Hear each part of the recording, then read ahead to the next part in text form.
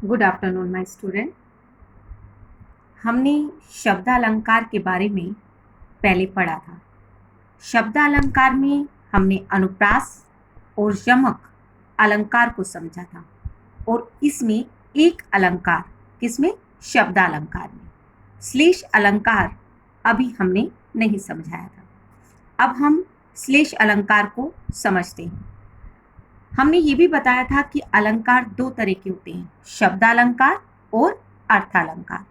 शब्दालंकार में हमने अनुप्रास और यमक को पढ़ा था और आपको समझ में आया होगा।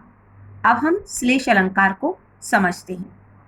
श्लेष अलंकार का अर्थ क्या है बच्चे? श्लेष अलंकार का अर्थ है चिपकना। अब मैंने यहाँ पर चिपकना बोला है, अर्थात अर्थों का चिपका हुआ होना। किसके साथ बच्चे? एक शब्द एक बार आए। शब्द क्या है बच्चे? सिर्फ एक बार आना है, लेकिन अर्थ जो हैं उसके भिन्न भिन्न होंगे, अर्थात उसके जो अर्थ हैं वो अनेक होंगे और अनेक अर्थ उसके साथ अगर चिपके हुए हैं तो वो कौन सा अलंकार हो जाएगा? श्लेष अलंकार।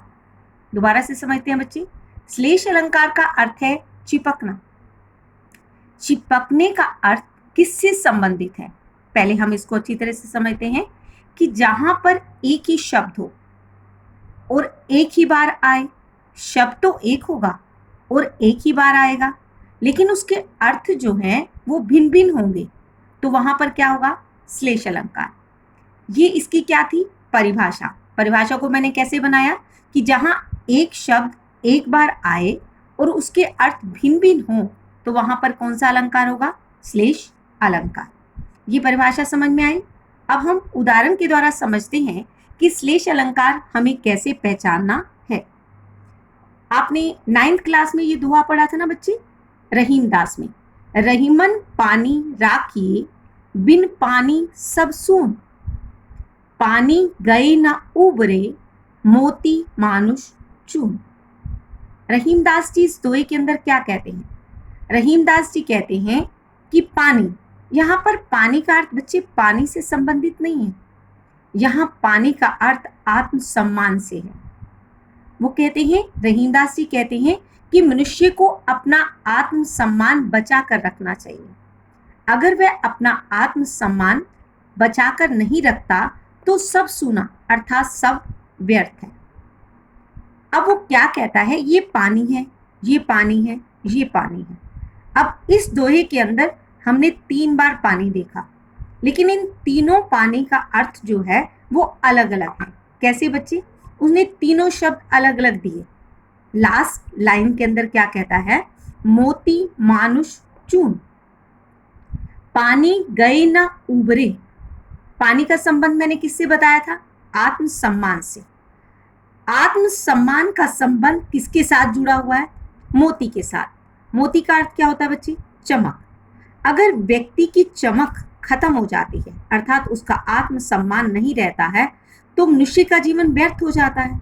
यहाँ पर मनुष्य क्या है? आत्मसम्मान के साथ जुड़ा है, और आत्मसम्मान का अर्थ किससे साथ जुड़ा है? पानी के साथ जुड़ा है। यहाँ चून का अर्थ क्या है बच्चे? चून का अर्थ हम आटा भी लगा सकते हैं और चूना भी लगा सकते हैं। दोनों अर्थ इसमें सही हैं। अगर मैं आटा लगाती हूँ, अगर मैं आपको ये कहती हूँ कि आटा पानी के बिना गूंदा जा सकता है? नहीं ना। अगर चूने के अंदर मैं पानी नहीं मिलाऊंगी तो चूना लगाया जा सकता है? नहीं ना। तो यहाँ पर एक ही अर्थ, एक शब्द है बच्चे। मैंने क्या कहा था? एक शब्द। एक शब्द कौन सा है? पानी। और वो क्या है? एक बार आए, अर्थात एक बार आ रहा है, अर्थात बार बार शब्दों में आ रहा है, लेकिन उसका अर्थ जो है वो क्या है? भिन्न भिन्न है। यहाँ पर पानी का अर्थ आत्मसम्मान के साथ जुड़ा गया है। मोती का अर्थ चमक है, लेकिन चमक किसके साथ जुड़ी हुई है? पानी के साथ। और पानी का अर्थ क्या है? आत्मसम्मान। मनुष्य क्या है? आत्मसम्मान से जुड़ा हुआ है। चूना क्या है? आटा। और आटा किसके साथ जुड़ा हुआ है? पानी। यहाँ पर पानी का अर्थ आत्मसम्मान है बच्चे। यहाँ पर रहीमन पानी राखिए, बिन पानी सब सून, पानी गए न उबरे, मोती मानुष चून।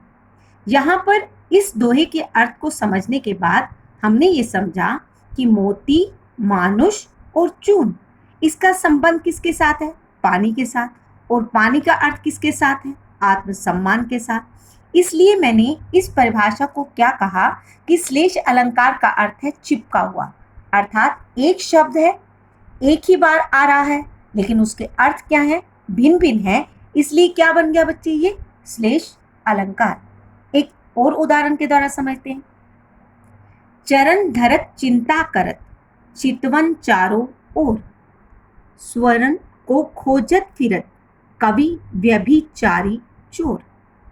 पहले इस दोहे के अर्थ को जानने से पहले हम ये समझते हैं कि यहाँ पर मैंने बोला कवि, फिर बोला व्यभिचारी और फिर बोला चोर।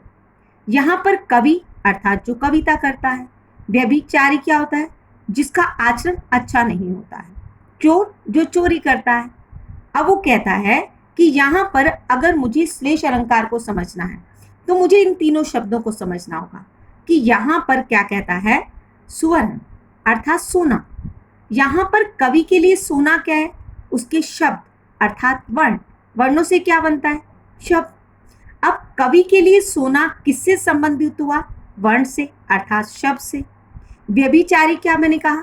कि जिसका आचरण अच्छा नहीं है, उसकी नजर किस पर है? सुंदर स्त्री पर है। और चोर के लिए सोने का अर्थ सोना है, अर्थात वह सोने को प्राप्त करना चाहता है। शब्द क्या है बच्चे? सिर्फ सोना है।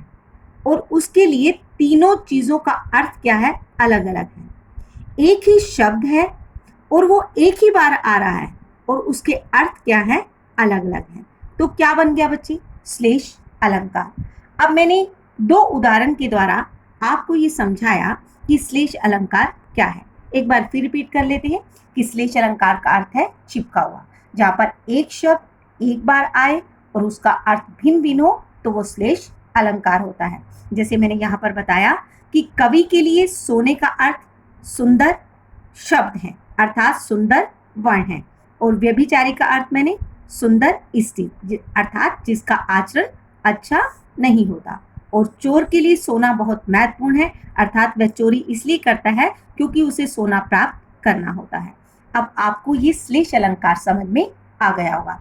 आज हमारा शब्द अलंकार जिसमें अनुप्रास, यमक और श्लेष ये तीनों थे, आज हमारा शब्द अलंकार बच्चे पूरा हो गया और आपको ये बात समझ में आ गई होगी। Thank you.